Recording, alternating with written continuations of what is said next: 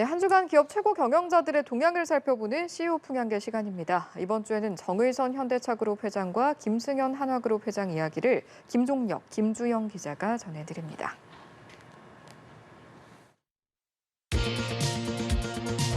현대차그룹을 이끌고 있는 정의선 회장, 취임 3주년을 맞았습니다. 정 회장은 지난 2020년 10월 14일 부친 정몽구 명예회장의 뒤를 이어 현대차그룹 수장에 올랐습니다. 취임 일성으로 글로벌 시장을 선도하는 퍼스트 무버가 되겠다는 각오를 밝혔는데요. 지난해 현대차와 기아는 글로벌 시장에서 684만 대를 판매해 판매량 기준 세계 3위에 올랐습니다. 취임 당시에는 5위였으니 2계단 오른 거죠. 또 올해 현대차그룹의 영업이익은 26조 6천억 원에 달할 것으로 전망되고 있는데요. 이는 3년 전과 비교해 6배 정도 늘어난 수치입니다. 정 회장 취임 후 제네시스와 SUV 등 고부가가치 차량의 판매가 늘었고 글로벌 시장의 전동화 전환에서도 정 회장의 주도 아래 현대차그룹은 앞서 나가고 있다는 평가죠. 다만 전동화와 함께 중요성이 커지고 있는 차량용 소프트웨어와 경쟁력 향상, 그리고 세계 최대 시장인 중국에서의 부진은 정 회장이 해결해야 할 과제로 꼽힙니다.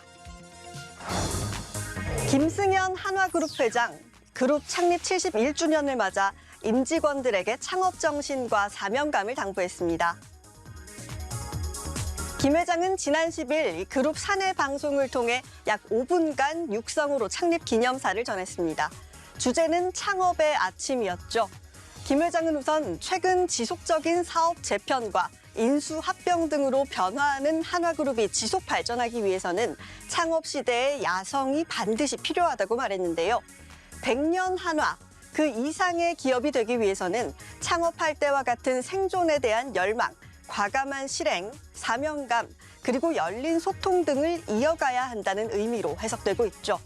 또 김 회장은 한화오션이 가진 저력을 바탕으로 혁신과 도전에 더욱 박차를 가해 기존 역사를 뛰어넘는 성공을 이루어가자며 새로이 그룹에 합류한 한화오션의 기대감을 나타냈습니다.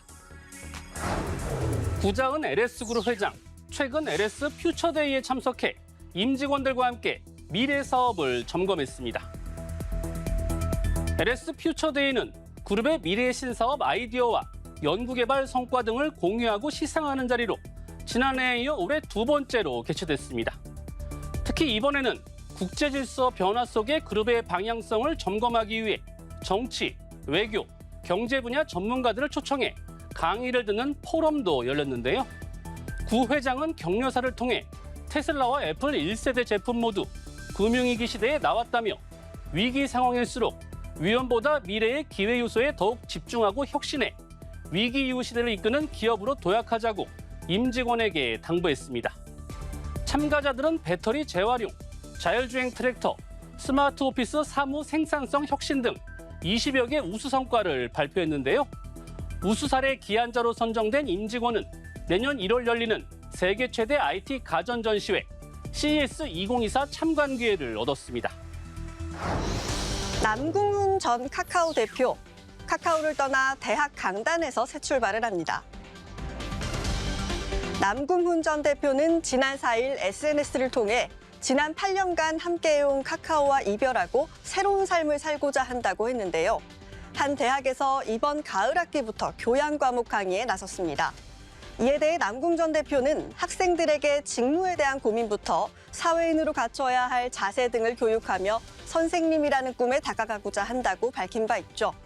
또 남궁 전 대표는 장학재단을 설립해 사회 환원 활동을 이어가겠다는 약속과 함께 사업가로 엔터테인먼트 콘텐츠 인공지능 사업과 관련한 시장에 진입하겠다는 목표도 내놨는데요. 다만 카카오 주주들은 카카오 주가의 구원투수를 자처했던 남궁 전 대표가 주식 매수 선택권을 행사해 약 94억 원의 차익을 남기고 떠나는 것에 대해 비판의 목소리를 내고 있습니다. 이스라엘과 팔레스타인 무장단체 하마스의 무력 충돌로 인한 중동 지역의 불안이 세계 경제에 미칠 영향에 관심이 모아지고 있습니다. 에너지 원자재를 수입에 의존하고 있는 우리나라는 국제유가 변동에 민감할 수밖에 없는데요. 만일의 사태에 대비한 시나리오별 대응 방안을 마련해 놓아야 할 것 같습니다. 지금까지 CEO 풍양기였습니다.